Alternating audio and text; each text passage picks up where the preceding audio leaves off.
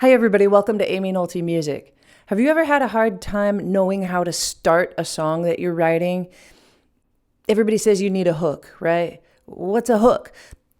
A hook used to be just what the chorus was, like the part of the song that is super catchy that everybody can sing along to. It doesn't necessarily mean that. Your hook can have a lot of different meanings, and it can be any part of your song that is memorable.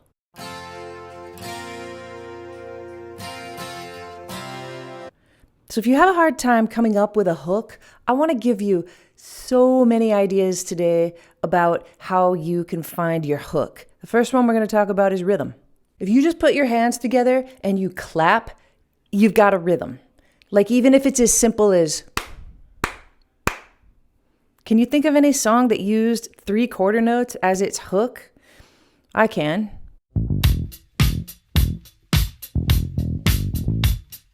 Let's just try another one. How about that one? For those of you raised on the Suzuki method, you might know that one as Mississippi Hot Dog. Very common rhythm. Can you think of any tunes?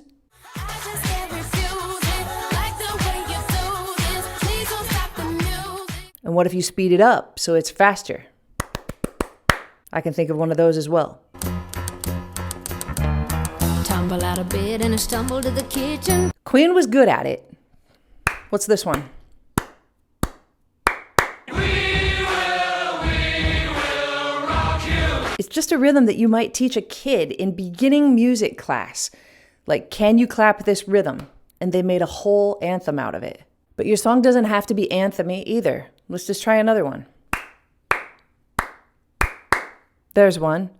I can think of a super dreamy song that does that by Tears for Fears. Break it down again. And if you want to be just a little bit different, don't start with a clap. Start with rest. Super popular hook from just the last couple of years that has everybody going nuts over starting a melody with rest. It's fine.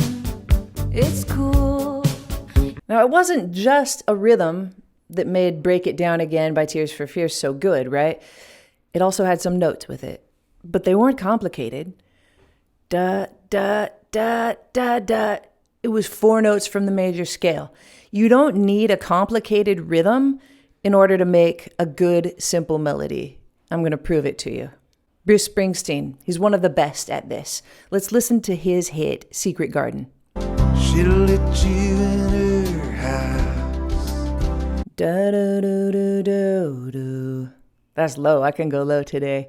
If you come knocking late at night. 5 5 5 5 5 1. So do. So simple, but he's got a vibe about him, doesn't he? You can hear the instruments that he chose. You can hear the vibe that he puts off from his own voice while he's singing, and he didn't need anything more than those 2 notes. And he does it time and time again. Another of my favorites is from the Philadelphia soundtrack.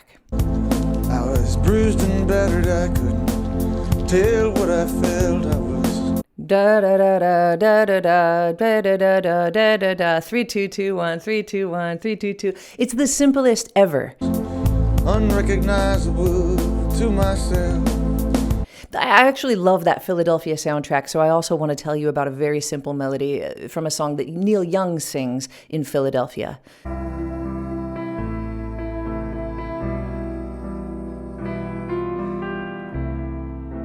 This has a very simple melody, a slightly more complex rhythm. City of brotherly love. Those are just quarter note triplets. Ba, ba, ba, ba, ba, ba, ba. And it's just the third. It's just the third note of the major scale. Me, me, me, me, me, me, me, me, me, me, me. That's all it is. City of brotherly love, place I call home. And it hooks you right away. Largely because of the lyric, right? Neil Young even got the best song that year for the Academy Awards. Ba, ba, ba, ba, ba, ba, ba. Simple, simple melody. Simple melody doesn't have to be mellow. It can be absolutely rockin'. Listen to Prince.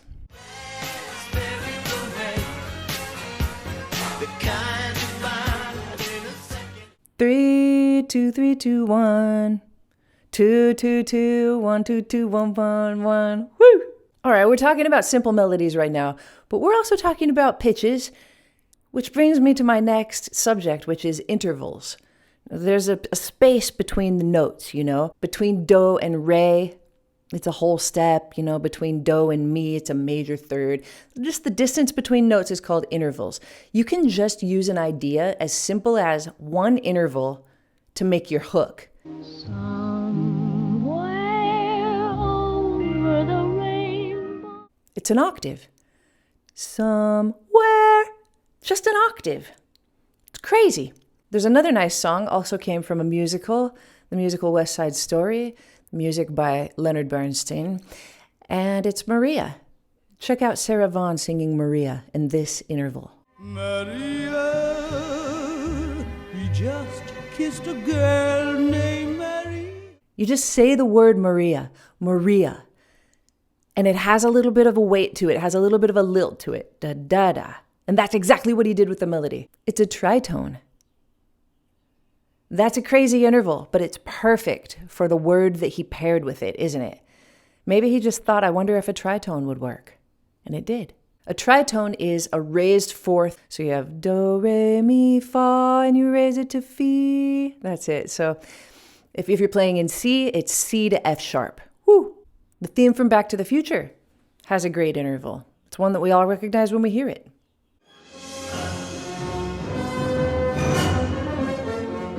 5-1 sharp 4.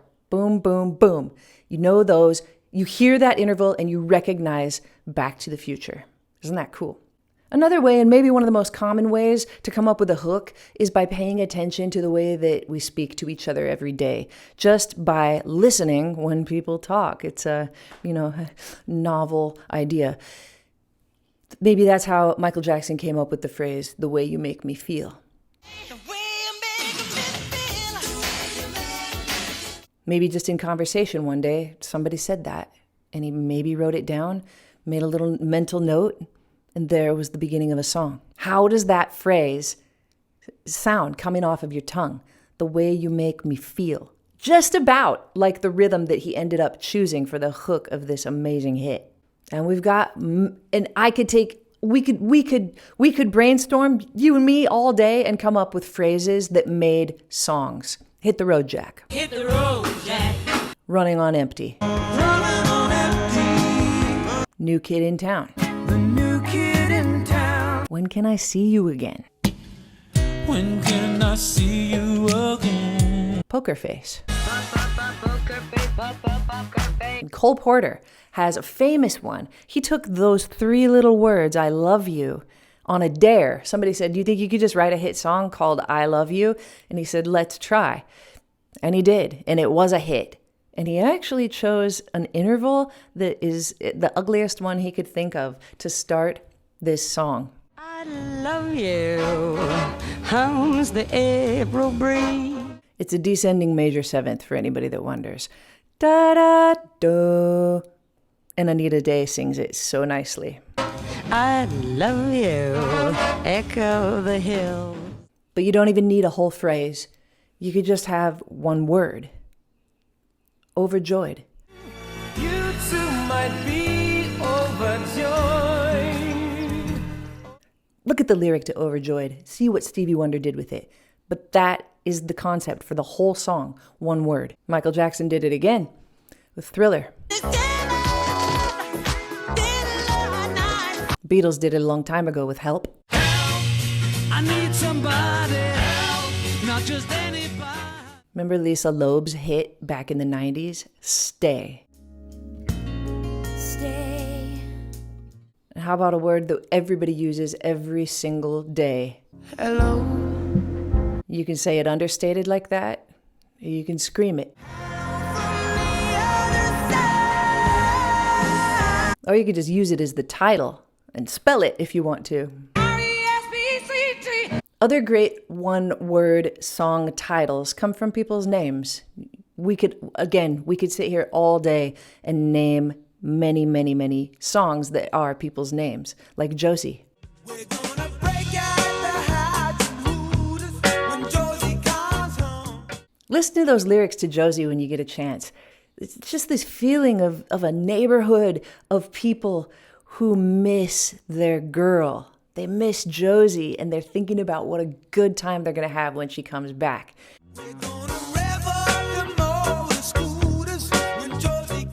You get this whole vibe of a neighborhood of kids who grew up together. Just Josie.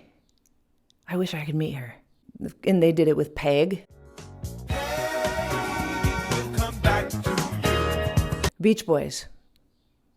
Barbara Ann.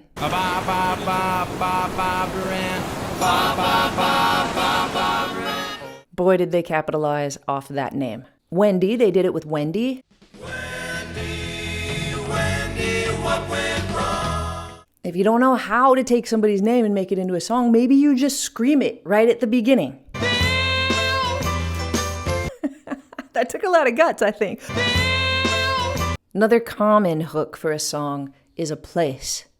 Joni Mitchell made us feel so much about California, singing about how she longed for it. Oh, but California, California coming. And how can you not just ache when you hear By the Time I Get to Phoenix? By the time I get to Phoenix, Many places in that song. You don't just have to say, the name of the song, although you can. Amarillo by morning. Amarillo by morning. That's so nice. It sounds like a trucker just said it one day. Amarillo, I'll be there. Became a hit. You can think of the way that you feel about a place, and that can make your hook. I left my heart in San Francisco. Whew. I left my heart. You can think about the way that a place is during a time of year, like April in Paris. April in Paris. And if you sing it with enough soul, all you have to do is say the name of that place. Georgia, Georgia. And it's going to ring true for everybody. All right, so we've talked about some musical elements. We've talked about some lyrical elements. What about the instruments that you use? Your hook doesn't have to do anything with this stuff. It can have to do fully with an instrument. What if you choose to feature the bass at the beginning of your song? What if you choose for your hook to be a bass line?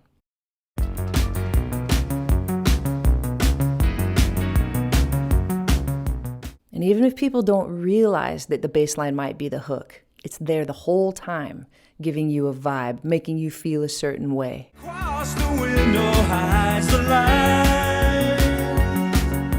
It can bring a whole crowd of people to their feet on a dance floor. That one's not actually the bass. It's just people's voices, do, do, do, like that. The bass doesn't come in till a little bit later. You don't even realize it because it's very clever. Wrong, gotta kiss myself, I'm so pretty. I'm too hot. How about this killer bass line?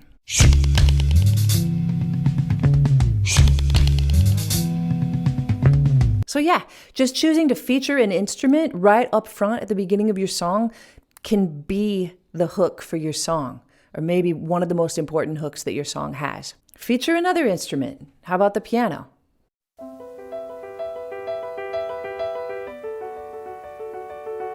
You hear Alicia Keys playing If I Ain't Got You, and you know that this song and her, like she is largely about the piano. Some people live for the fortune. So is Billy Joel.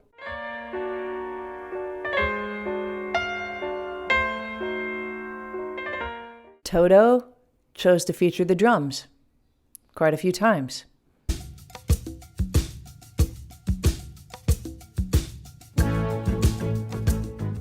You hear this drum beat, you know the song is Africa. And if you're a true fan, you hear this drum beat and you know that this is another song about somebody's name.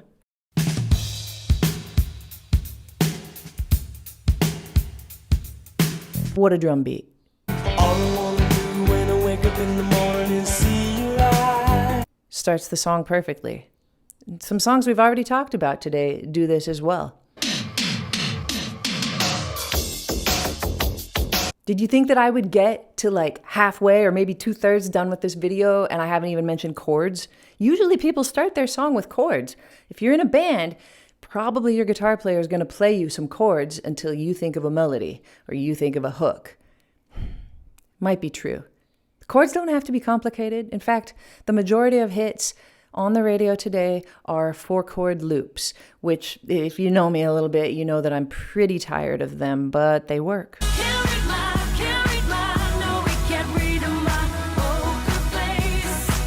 And sometimes people even write beautiful music to 4-chord loops. You booked the night train for a reason, so you could sit there in this hurt. But there are plenty of other options. You do not have to have 4 chords that repeat and repeat and repeat and repeat. You can just use a tried and true method, like the 2-5-1, a minor 2 chord going to a dominant 5 chord, coming back to the 1 major, like the chiffons. He's so fine. Wish she were mine. Like the Jackson 5. Never can say goodbye. Even though Like one of my favorites, John Sebastian. Welcome back, Carter! Welcome back. Your dreams were your ticket out. But you don't have to choose a simple chord progression. You could be like freaking Steely Dan and choose the most complicated ones ever. Back to Josie. When Josie comes home to stay, we're gonna park in the street. You could choose an interesting one that kind of makes you raise an eyebrow, like Creep by Radiohead. Couldn't look you in the eye. You could play with chords so much that you realize that you don't just have to play a chord in its root position. You can put other bass notes underneath it. I talk about this in my Brian Wilson videos, especially the one about God Only Knows. I always love you, but long as there are stars. And no matter what instrument plays it, you can have a riff that is your hook. Now, you know that Tom Petty is like the king of riffs. Rick Beato has a whole video about it. It's very good. Running Down a Dream, Mary Jane's Last Dance,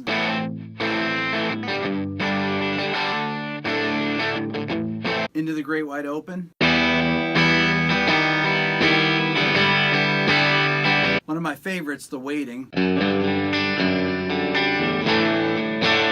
Then, of course, you have Refugee. I love this one. Do you remember this one?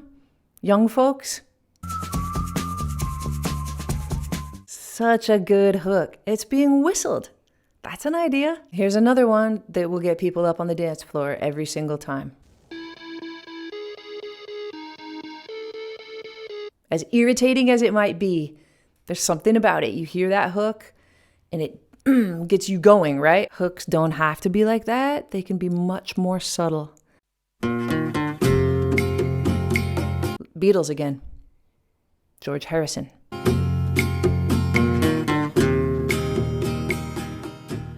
And the last idea I'm going to give you is weird. It's that you could start your song with a weird noise. It worked for Herbie Hancock.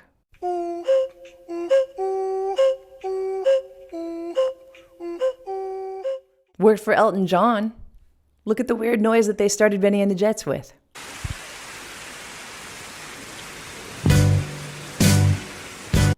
And you'll hear that weird noise, that applause of a concert coming back throughout the song. You hear Benny and the Jets without that, it's not the same. It's a weird noise that added something. Think about what weird noises, like we already talked about a whistle, right? Barbra Streisand had the idea to start her song The Way We Were with a hum.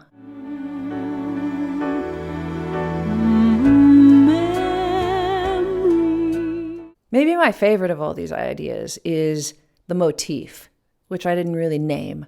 I called it an interval, I called it a simple melody, but it's being able to take some notes and a rhythm and just make something beautiful out of it that you want to hear again and again.